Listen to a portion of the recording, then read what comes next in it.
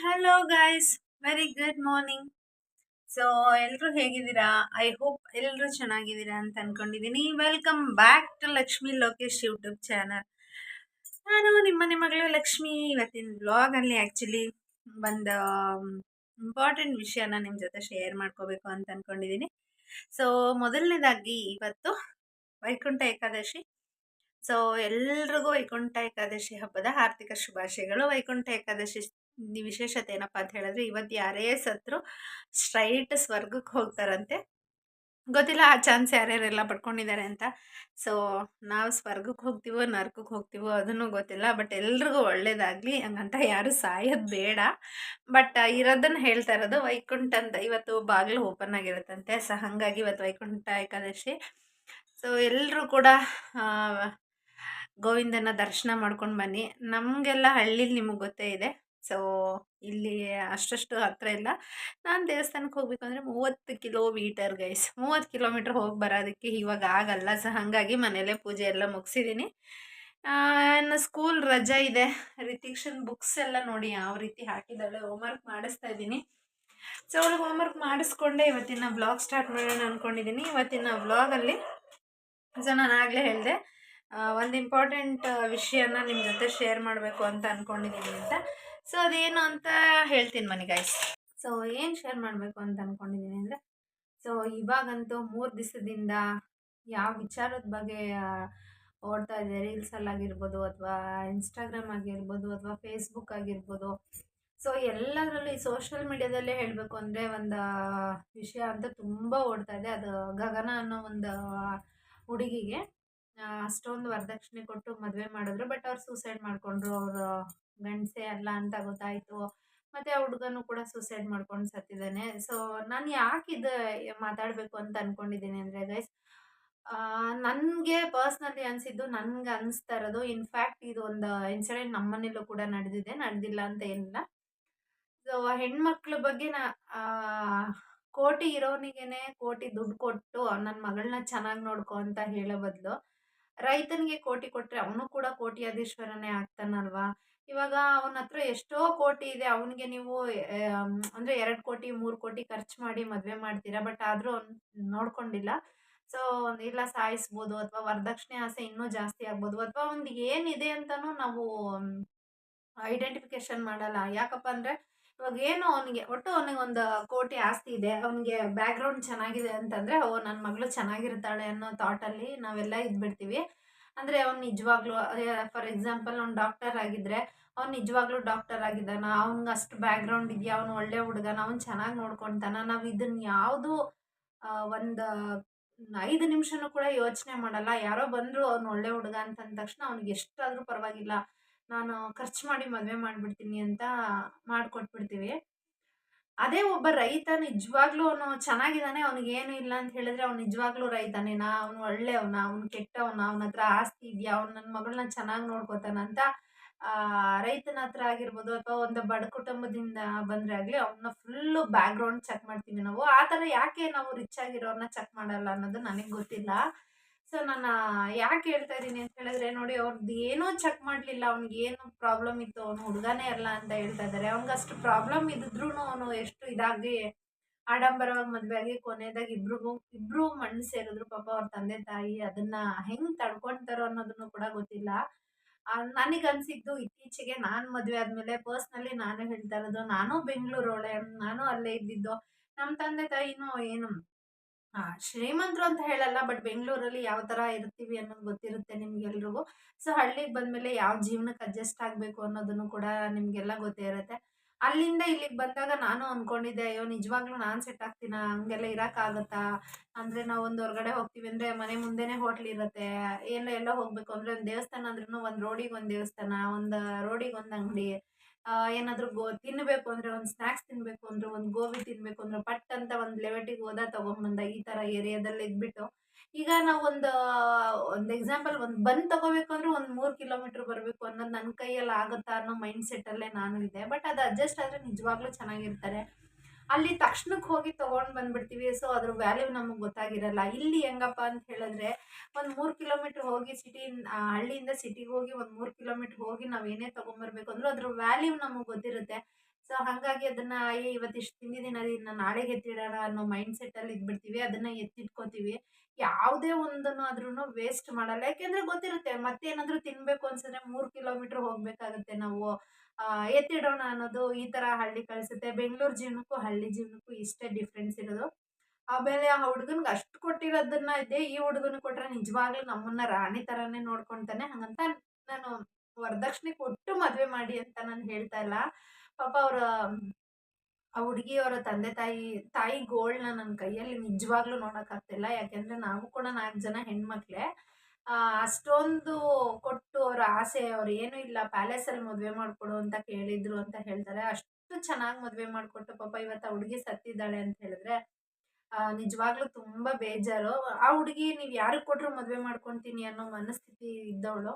ಅಷ್ಟೇ ಖರ್ಚು ಮಾಡಿ ನಿಜವಾಗ್ಲೂ ಒಬ್ಬ ರೈತನಿಗೆ ಕೊಟ್ಟಿದ್ರೆ ಅವನೇ ಜಮೀನಲ್ಲಿ ಏನೋ ಹಾಕಿ ಇನ್ನೂ ಬೆಳೆ ಬೆಳೆದವಳನ್ನ ಇನ್ನೂ ಚೆನ್ನಾಗಿ ನೋಡ್ಕೊಂಡಿರೋನು. ಅವನು ಕೋಟ್ಯಾಧಿಪತಿನೂ ಆಗಿರೋನು ಅಂತ ನನ್ನ ಆಸೆ.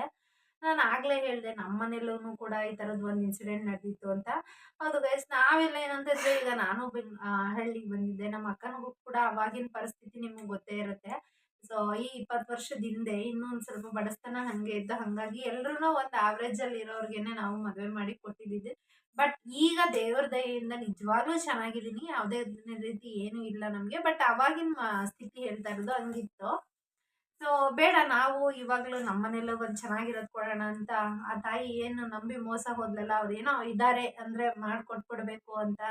ಸೊ ನಾವು ಹಂಗೆ ಮೂರ್ಖರಾಗಿದ್ವಿ. ಅವ್ನ್ ಯಾವನೋ ಇದ್ದ ಅಂತ ಹೇಳಿ ಆದ್ರೆ ಈ ಕಳ್ಳನ್ ಮನ್ಸು ಉಳ್ಳುಳ್ಗೆ ಅಂತಾರಲ್ಲ ಆ ತರ ಇರೋರ್ನ ಆಮೇಲೆ ಕಳ್ಳನ್ ನಂಬುದ್ರು ಅಂದ್ರೆ ಏನಂತಾರೆ ವಟ ವಟ ಅಂತ ನಂಬುದ್ರುನು ಈ ಮೂಸ್ರನ್ನ ನಂಬಾರ್ದು ಅಂತ ಅಂತಾರಲ್ಲ. ಅವಾಗಿನ ಕಾಲದ ಗಾದೆ ಮಾತೆಲ್ಲ ಅದೆಲ್ಲ ನಿಜನೇ. ಯಾಕಪ್ಪ ಅಂತ ಹೇಳಿದ್ರೆ ನಾವು ಕೂಡ ನಮ್ಮನೇಲಿ ಅಂತದನ್ನೇ ಒಬ್ಬನ್ನ ನೋಡಿ ಪುಣ್ಯಾತ್ಮನ್ನ ಎರಡು ಕೈ ಎತ್ತಿ ಮುಗಿಬೇಕಂತ ಅವನಿಗೆ. ಅಂತವ್ನಿಗೇನೆ ಒಬ್ಬನ್ನ ನೋಡಿ ಮದ್ವೆ ಮಾಡಿದ್ವಿ. ಬಟ್ ಇನ್‌ಫ್ಯಾಕ್ಟ್ ನಮ್ದು ಅದೇ ರೇಂಜ್‌ಗೆ ಹೋಗೋದೇನೋ ನಾವು ನಮ್ಮನೆ ಹುಡುಗಿನ ಕಳ್ಕೊಂತಿದ್ವೇನೋ. ಬಟ್ ಬೈ ಮಿಸ್ ಆಗಿ ನಮ್ ಕೈಗೆ ಸಿಕ್ಕಿದಾಳೆ.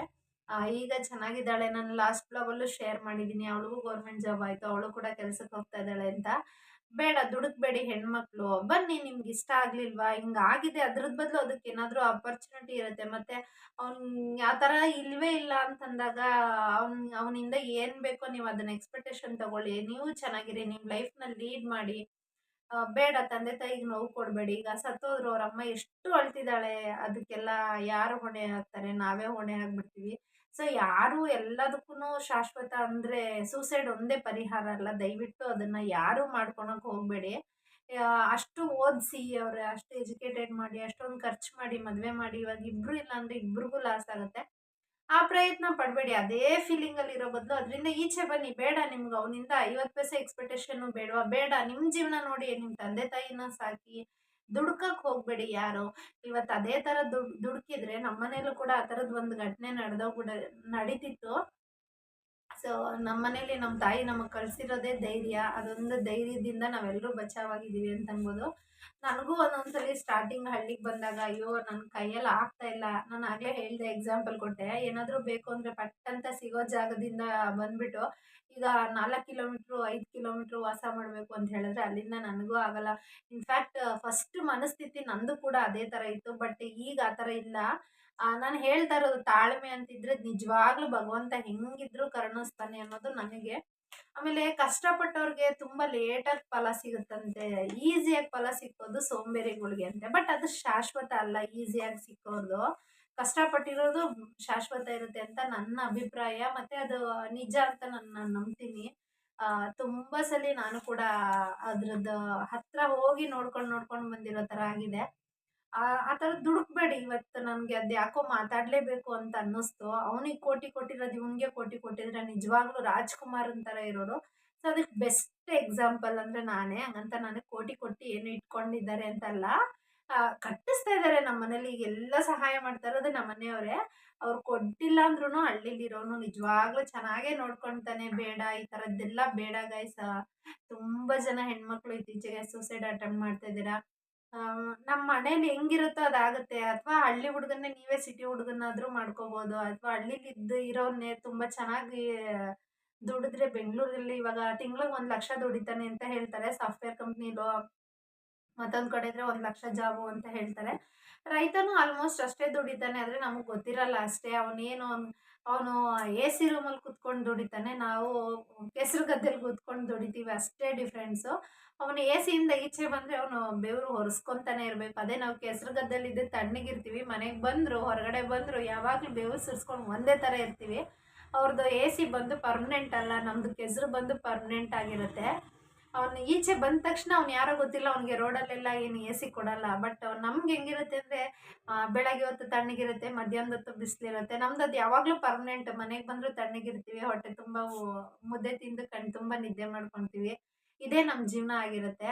ಅವ್ರದ್ದೂ ಅಷ್ಟೇ ಕಷ್ಟ ಇರುತ್ತೆ. ಬಟ್ ನಾವು ಅವ್ರು ತಿಂಗ್ಳಿಗೆ 1,00,000 ಅಂತ ಒಂದೇ ಸತಿ ತಗೋತಾರೆ. ನಾವು ಒಂದು 6 ತಿಂಗಳು ಬೆಳೆ ಹಾಕಿದ್ರೆ ಆಲೂಗಡ್ಡೆ ಆಗಿರ್ಬೋದು, ಜೋಳ ಆಗಿರ್ಬೋದು, 6 ತಿಂಗಳು ಬೆಳೆ ನಾವು 1,00,000 ಖರ್ಚು ಮಾಡಿದ್ರೆ ನಾವು 6,00,000 ನೋಡೇ ನೋಡ್ತೀವಿ. ಸೊ ಒಂದು ತಿಂಗಳು 1,00,000 ಬರುತ್ತೆ. ನಮ್ದು 6 ತಿಂಗಳದ್ದು ಒಂದೇ ಸಲಿ 6,00,000 ಬರುತ್ತೆ. ಈ ಥರ ಆಗಿರುತ್ತೆ ಅಷ್ಟೇ ಡಿಫ್ರೆನ್ಸು.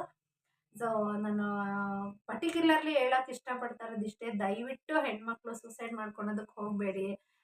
ಸ್ಟ್ರಾಂಗ್ ಆಗಿರಿ. ನೀವು ಚೆನ್ನಾಗಿ ಓದಿರ್ತೀರ, ಕೆಲ್ಸಕ್ಕೆ ಟ್ರೈ ಮಾಡಿ, ತಂದೆ ತಾಯಿನ ಚೆನ್ನಾಗಿ ನೋಡ್ಕೊಳ್ಳಿ. ನಿಮಗೂ ನೋವು, ಅವ್ರಿಗೂ ನೋವು ಕೊಟ್ಕೊಂಡು ಜೀವನ ಮಾಡಬೇಡಿ. ಸೊ ನಾನು ಹೇಳಿದ್ದು ಸರಿನಾ ತಪ್ಪಾ ಅನ್ನೋದನ್ನ ಕಮೆಂಟಲ್ಲಿ ತಿಳಿಸಿ. ನನ್ನ ಮಾತಿಂದ ಯಾರಿಗಾದ್ರೂ ಹರ್ಟ್ ಆಗಿದ್ರೆ ದಯವಿಟ್ಟು ಸಾರಿ ಕೇಳ್ತೀನಿ ಅವ್ರಿಗೆ. ಯಾರಿಗೂ ಹರ್ಟ್ ಮಾಡಬೇಕು ಅಂತ ನಾನು ಹೇಳಿಲ್ಲ. ಎಲ್ಲ ಸ್ಟ್ರಾಂಗ್ ಆಗಿದ್ರೆ ನಾವು ಕೂಡ ಚೆನ್ನಾಗಿರ್ತೀವಿ, ಅವರು ಕೂಡ ಚೆನ್ನಾಗಿರ್ತಾರೆ. ಪೇರೆಂಟ್ಸ್‌ಗೂ ಕೂಡ ಒಂದು ಖುಷಿ ಇರುತ್ತೆ ಅನ್ನೋ ಇಂಟೆನ್ಷನಲ್ಲಿ ಅಷ್ಟೇ ಹೇಳಿದ್ದು. ಸೊ ಇವತ್ತಿನ ವ್ಲಾಗ್ ಇಲ್ಲಿಗೆ ಮುಗಿಸ್ತಾ ಇದ್ದೀನಿ ಗೈಸ್. ವಿಡಿಯೋ ಇಷ್ಟ ಆಗಿದ್ರೆ ಲೈಕ್ ಮಾಡಿ, ಶೇರ್ ಮಾಡಿ. ಹಾಗೆ ಇನ್ನೂ ಯಾರ್ಯಾರು ನನ್ನ ಚಾನಲ್‌ಗೆ ಸಬ್ಸ್ಕ್ರೈಬ್ ಆಗಿಲ್ಲ, ಸಬ್ಸ್ಕ್ರೈಬ್ ಮಾಡಿಕೊಂಡು ಸಪೋರ್ಟ್ ಮಾಡಿ. ನಿಮ್ಮದು ಒಂದೊಂದು ಸಪೋರ್ಟು ಕೂಡ ನಮಗೊಂದು ಎನ್ಕರೇಜ್ ಕೊಡುತ್ತೆ ಅಂತ ಹೇಳ್ತಾ ಇವತ್ತಿನ ವ್ಲಾಗ್ ಇಲ್ಲಿಗೆ ಮುಗಿಸ್ತಾ ಇದ್ದೀನಿ. Bye, take care, love you all guys, bye.